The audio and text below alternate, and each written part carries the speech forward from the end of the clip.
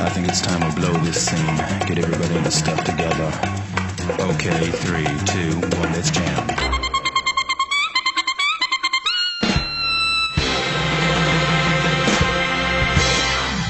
On today's episode of 1 Minute Reaction Direct to Fire Force Episode 3, The Rookie Fire Soldier Games. Most of you have now noticed that last week we did not receive a Fire Force episode. That is because of the tragedy that took place at Kyoto Animation. Not only was the episode delayed, but it was also slightly censored in respect to the victims. I too give my sincerest condolences to all those affected by this devastating event. So on returning to Fire Force, we are introduced to some new characters, some new information. Just a ton of stuff was shoved into this one episode. First and foremost, it is the star of the Rookie Fire Soldier Games, and right off the bat we are introduced to this absolute cutie, Tamaki Kotatsu. And how do her flames fucking work? She basically turns into the form of a fucking cat. She gets like flame ears, flame tails, flame talons, super fucking cute. Not only that, is she's a fucking pervert. Somehow she just happens to fall right into, you know, Shinra's hand, cupping one of her breasts, and then the next scene cupping her ass. Like, it's nice to see a woman take on the titular mantle of pervert in a series. Definitely a nice change of pace. Now, after her introduction and still before the games get started, Shinra seems to be looking for a specific person. This person being the captain of Company 1, the man who was there to bear witness to the fire that took the life of his brother and mother and sent Shinra down the path he is currently on. But this man obviously has no time for Shinra, brushing off his questions. This piques Shinra's curiosity. He thinks he's hiding something. But before he can get any kind of information out of him, not only does Tamaki get in the way because she is his subordinate, it's time for the games to start. Yes, this year it seems the Special Forces has erected this giant building and it's up to the rookies to go in there and take care of business. Shinra, obviously having the ability to fly, gives him a huge head start, which leads us to the main interaction of this entire episode. Yes, the creepy guy that was outside the house with all the ash crap back in episode 2, he's there taking out Fire Force crew members just so he can get an alone time with Shinra. His name is Joker, and like dangling a piece of candy in front of a small child, he's trying to goat Shinra into taking interest in him by announcing the fact that, do you want to know the truth behind the fire? I'll give you a little hint. Your brother's show, he's actually alive. Even with Shinra's curiosity piqued though, he still has to save the other Fire Force members that are currently incapacitated. This is where we get a really nice back and forth between Joker and Shinra. In all honesty though, it just looks like Joker is just out of his league right now. Not only that, he has this mysterious ash that has just given Shinra tons of trouble. Luckily, Arthur and Tamaki, after literally falling into his lap, show up on the scene, and now Shinra has some backup. Of course, Arthur being stupid, which was established last episode, thinks this is all part of the games and decides to take Joker on with basically no results. Joker decides it's time for him to leave, leaving Shinra with a super self-evaluating question. You gonna stay here and be a hero or come with me and be a devil? Who the fuck does he think he's talking to? It's fucking Shinra. He wants to be a fucking hero. A nice combo between Arthur, Tamaki, and Shinra, and it looks like everyone is saved. The episode ends with a conversation between Captain Obi and Shinra. And to me, it kind of sounds like Company 8 is like internal affairs of the Special Fire Forces. It seems like Companies 1 through 7 might be hiding some important information, and it's up to Company 8 to find out. Woo! They shoved all that into one fucking episode. First and foremost, I absolutely loved the new character. Tamaki is super fucking cute. She is Company 1 though, so I don't know how much we're gonna see of her. Like I said, fucking flaming cat ears,